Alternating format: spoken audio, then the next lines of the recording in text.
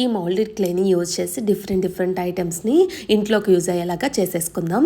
First అయితే క్లేని బాగా mix చేసుకొని ఓవెల్ షేప్లో చేసుకున్నాను. తర్వాత ఈ విధంగా సేఫ్టీ పిన్ పెట్టేసుకొని అది ఊడిపోకుండా ఈ విధంగా క్లేన్తో క్లోజ్ చేసేసుకోవాలి. ఇప్పుడు దీన్ని డ్రై చేసుకున్న తర్వాత దీనికి కలర్స్ వేసుకుంటే సరిపోతుంది. ఒకదానికి గ్రీన్ ఒకదానికి బ్లాక్ వేసేసుకొని తర్వాత అది డ్రై అయిపోయిన తర్వాత పెయింట్తోనైనా డిజైన్ చేసుకోవచ్చు, లేకపోతే ఇలా కుందన్ అలాగే స్టోన్ చైన్తో డిజైన్ చేసుకుంటే సింపుల్గా ఉండే శారీ పిన్స్ తయారైపోతాయి. తప్పకుండా ట్రై చేయండి.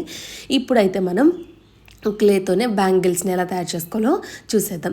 క్లేని సేమ్ అదేవిధంగా మిక్స్ చేసేసుకోవాలి. బాగా మిక్స్ చేసుకున్న తర్వాత మనకి ఏ సైజ్ బ్యాంగిల్ కావాలో ఆ బ్యాంగిల్ని పెట్టేసుకొని ఈ విధంగా చేసుకోవాలి.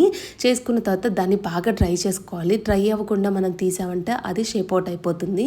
తర్వాత డ్రై అయిపోయిన తర్వాత ఫస్ట్ బ్లాక్ కలర్ వేసుకొని ఆ బ్లాక్ కలర్ కూడా బాగా డ్రై అయిపోయిన తర్వాత దానిపైన వైట్ కలర్తో డిజైన్ వేసుకున్నాను. బ్లాక్ కలర్ వైట్ కలర్ మంచిగా కాంబినేషన్ బాగుంటుంది కదా.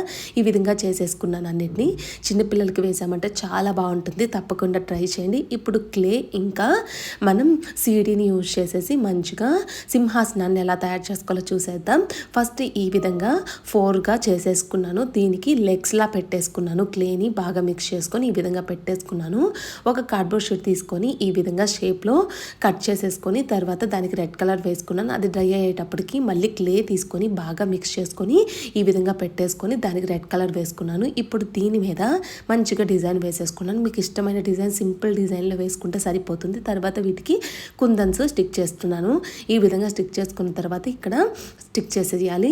చూసారు కదా, చాలా బాగుంది కదా చూడటానికి. ఈ విధంగా స్వస్తిక్ వేసేసుకొని దీని మీద కూడా మంచిగా డిజైన్ వేసేసుకున్నాను. సింపుల్ డిజైన్ వేసుకున్నాను. చాలా బాగుంటుంది. తప్పకుండా ట్రై చేయండి. దేవుని పెట్టడానికి చాలా బాగుంటుంది పూజ గదిలోకి. ఇప్పుడు ఇంకొక పూజ గదిలోకి యూజ్ అయ్యేలాగా క్లేతోనే ఎలా తయారు చేసుకోవాలో చూసేద్దాం. క్లేని బాగా మిక్స్ చేసుకొని ఈ విధంగా 2 పార్ట్స్గా చేసుకున్నాను. ఒక పార్ట్ని తీసేసుకొని ఈ విధంగా రౌండ్ షేప్లో చేసేసుకోవాలి.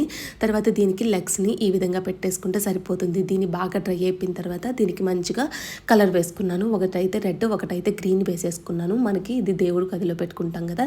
ఈ రెడ్ అలాగే గ్రీన్ మంచి కాంబినేషన్ చాలా బాగుంటుంది. చూడటానికి కూడా ఈ విధంగా కుందన్స్తో డిజైన్ చేసుకుంటే చాలా బాగుంటుంది. తప్పకుండా ట్రై చేయండి.